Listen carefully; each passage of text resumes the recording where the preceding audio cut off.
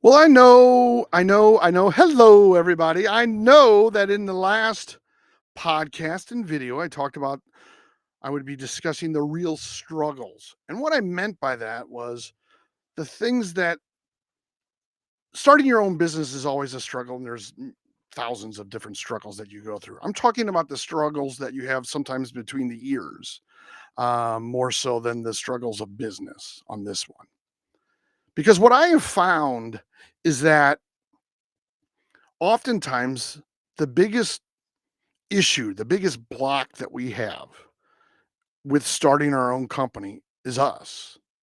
It's our fear of failure, our fear of rejection, our fear that we're not good enough, smart enough, work hard enough, all of those kinds of things, that all of those factors will ultimately be the reason that something like our own business won't start.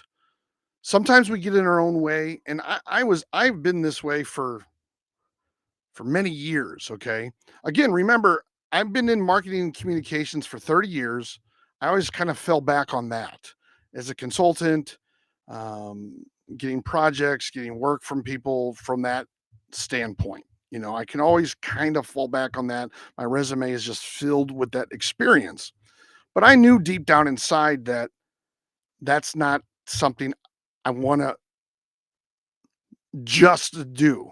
That I think that way, almost organically, I can be a marketing communications by osmosis, it's all around me. It's all I think about. But that I want it more. I want it more challenges. I want it more to discover. I want it more for a business. I wanted to have different businesses. I wanted to diversify my businesses. I wanted to create several ways to get income.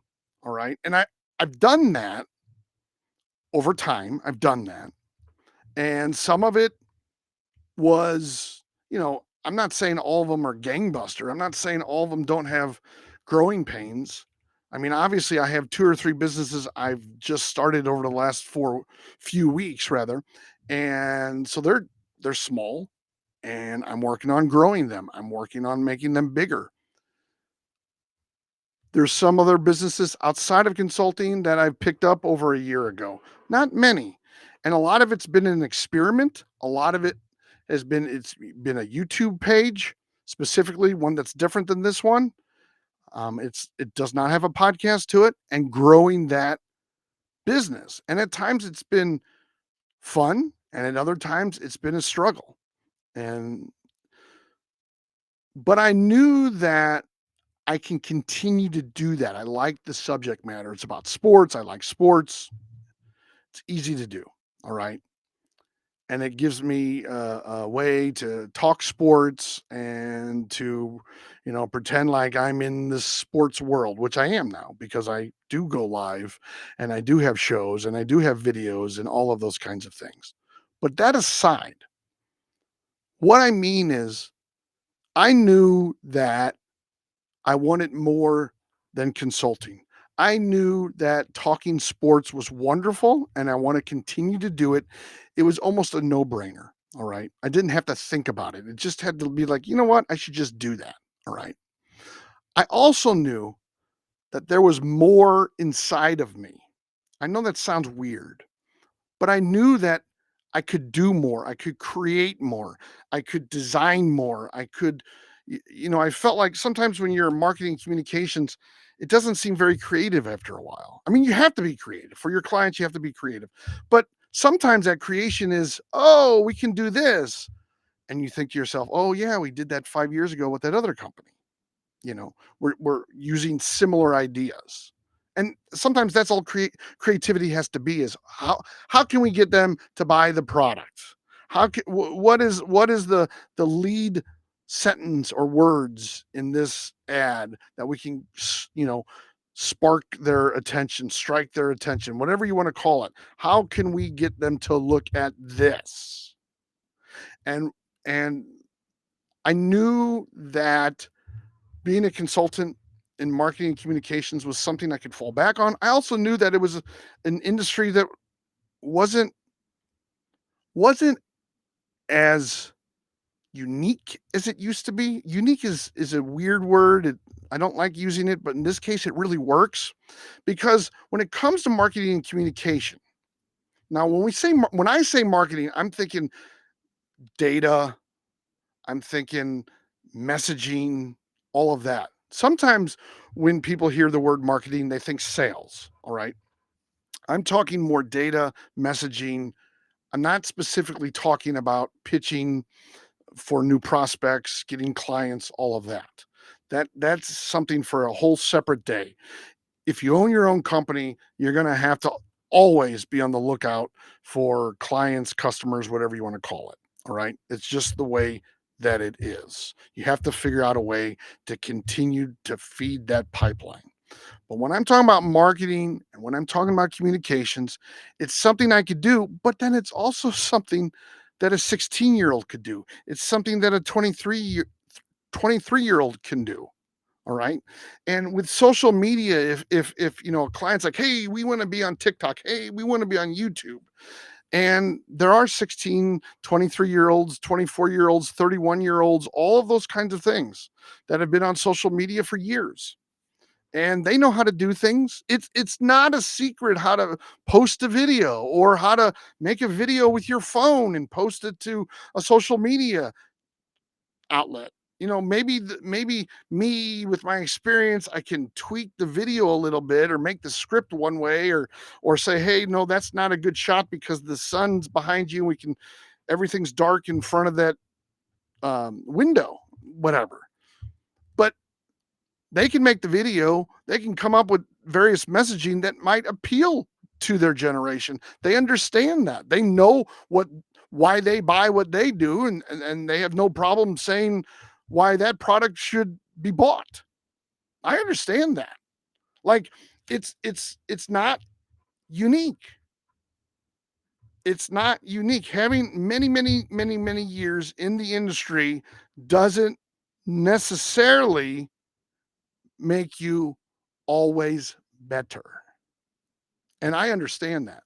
And that's why I'm always trying to learn. That's why I'm certified in this and I'm certified in that. And I have Google Analytics certification and I have AI certification and I'm a golf teacher certification by Titleist. And like if there's something I'm interested in, I want to absorb, I want to learn, I want to read, I want to watch videos on and get to know as much as I can so that I can help other people out and then I can bring those experiences in. I'm a certified mediator in the state of Missouri. Now, I don't mediate a lot. I volunteer and things like that for mediation, but for the most part, I don't get paid often to be a mediator. But where it has helped me is dealing with prospects when it comes to new business.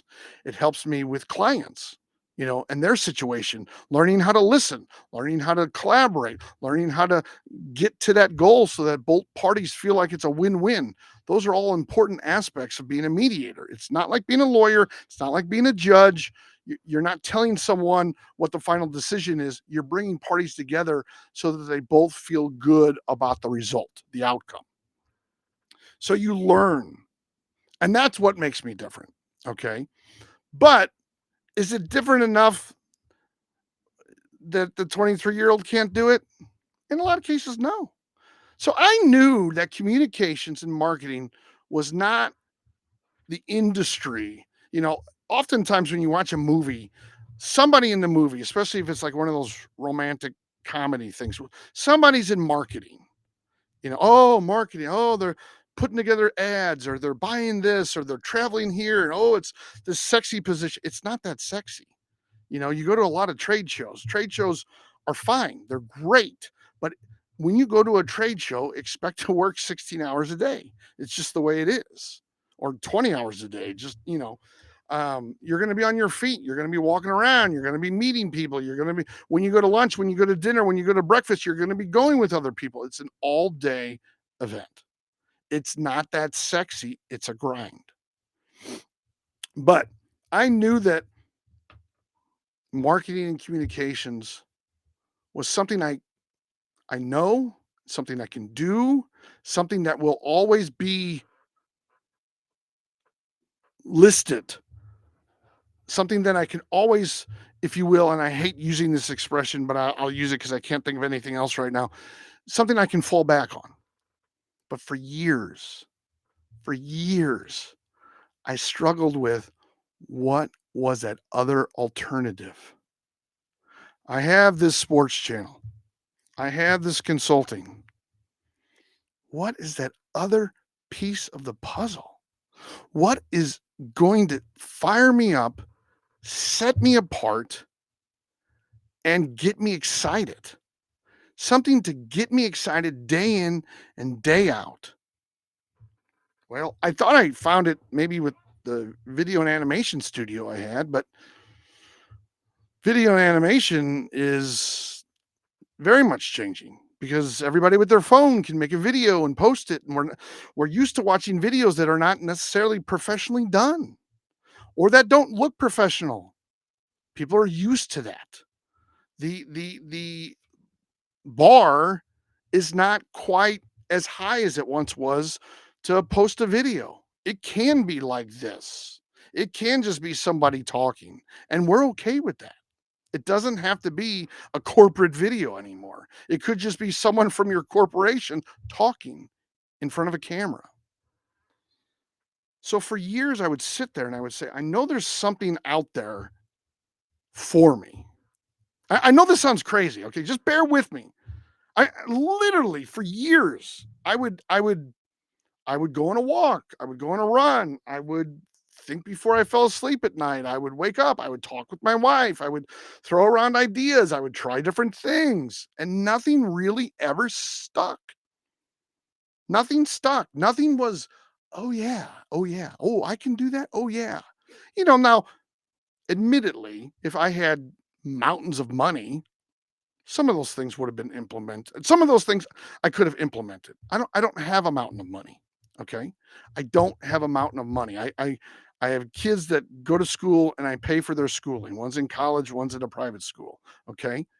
Now, I don't know, maybe I should have tried public school. Maybe I should have encouraged, living at home and going to college and not paying room and board. Whatever the case might be, all right? I'm in a situation that I'm in a situation for. So I don't have mountains of money.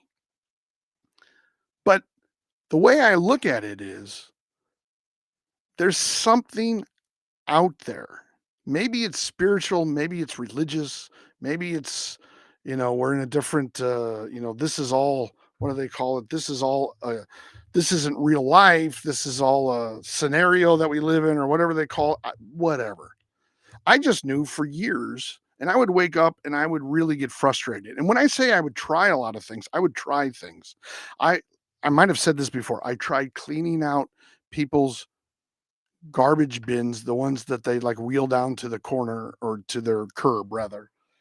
Cleaning that out for money. That didn't work. I couldn't make a lot of money doing it. I tried helping people restore photos. I've done ads for that. I help people write proposals. You know, which is kind of consulting. I've tried different things. I thought about buying another company, all of these kinds of things. But I knew that there was more to it.